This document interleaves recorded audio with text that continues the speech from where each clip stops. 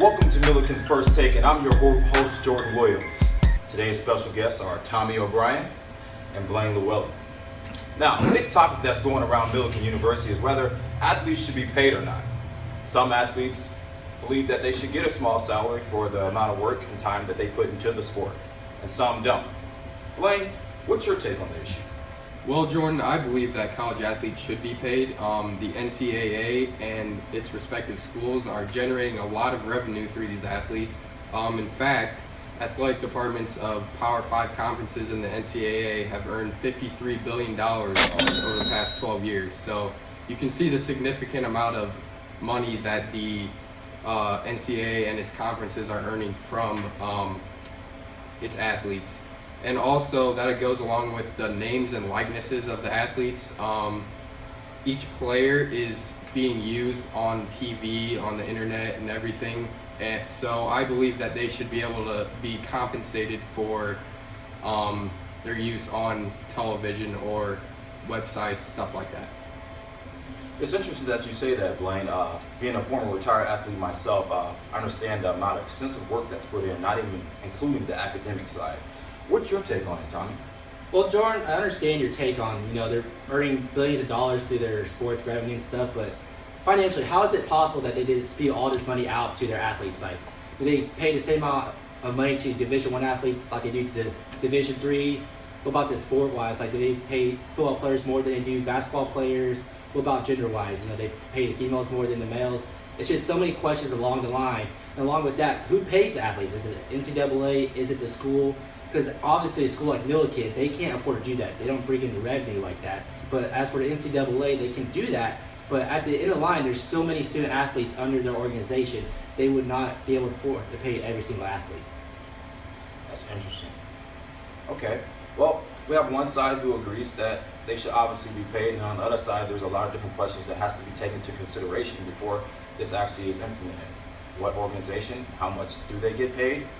What sport and how much do they get paid, and who pays them, the school or NCAA? Now, Tommy brings up a great point that all athletes would not be able to get compensated for their efforts. The NCAA would not have enough money to pay these athletes, or athletic departments wouldn't have enough money to pay. This is why I think only major power conference athletes should get paid for their efforts. In the three major sports also, basketball, football, and baseball. I believe this because these are the sports that are generating the most revenue for their respective schools. Obviously, there's some circumstances where other sports are generating a little bit of revenue outside of those sports, but these are really the main sports that are generating the revenue. Now, as far as where this money would come from, I believe that at schools like, for instance, Alabama, who's generating billions of dollars through their athletic department for football mainly, I believe that the athletic department would have more than enough money to pay their athletes. Now, in other conferences outside of these Power 5 conferences, I don't think that athletic departments should pay these athletes because they're not generating very much revenue. Interesting. Okay. So Blaine has a good point there. Do you have any counters to that argument? Yeah, with my research, I found out that those Power 5 conferences like football and basketball, they already receive money. Between $2,000 and $5,000 a year, those athletes are getting paid, and that's for anywhere from food to clothing to, sometimes entertainment. They are getting paid that, and it's just, it makes the sports unfair for the teams outside the Power 5 conferences that they can't provide that kind of revenue to their athletes. Interesting. Well, yes, these athletes are receiving between $2,000 to $5,000. I also found this research online. But a key thing that you should consider is that these athletes are actually performing a job. And Robert and Amy McCormick from Michigan State did a lot of research on this. They very strongly believe that under the law, college athletics can be considered a job for the different activities that they do, the rules that coaches enforce, things like that. Interesting. But the thing is that we go to school to be a student, not to be an employee. We aren't forced to play college sports, we're not like volunteering to do this. We are wanting to do this. So in order, like, we go to college and we know we aren't going to get paid. So the way that it works like that is that we should know that paychecks aren't going to come our way for that. We don't go to college to get paid to play the sport. We play to get better. We play to win the game. A lot of athletes are just going to college to play their sport. That's why you see a lot of athletes taking easier majors. They're obviously missing a lot of class, so a lot of them are just going to school because they have to, and then they're just planning on going pro. With that being said, a lot of these athletes are from low-income families and stuff like that, so this $2,000 to $5,000 is not near enough money to provide them with food and everything that they need throughout the years that they're in college to play sports. But the thing is that there's only 2% of all college athletes that go on to play pro. So obviously there's going to have to be some academic incentives as being an athlete, and those schools do provide that. They have their special like dinner tables for them, they have special academic advisors for them, and they provide just like scholarships for them. Obviously they get the athletic scholarships along with that. So there's incentives along the way to make up for not having a salary as an athlete, to make up for their deficit of spending these countless hours of putting themselves into that sport. While this may be true, I believe that you just got to think of the revenue that the NCAA and the conferences from the athletic departments are generating. I would like to bring up the names and likenesses thing again. I believe that the athletes should be able to sell their own jerseys, memorabilia, because this is their own stuff. It has their name on it. If different schools can sell jerseys without the last name but with the number, like for instance, when D. Brown was a good athlete back in 2005, you would see a lot of Illinois fans wearing D. Brown number 11 jerseys. Obviously, it didn't have Brown on the back, but because he was one of the most storied players for the team, that's why they were selling so many jerseys. So I think you just have to look at the amount of revenue that is gained through these athletes, and I think that's a big key as to why the athletes should be paid in the long run.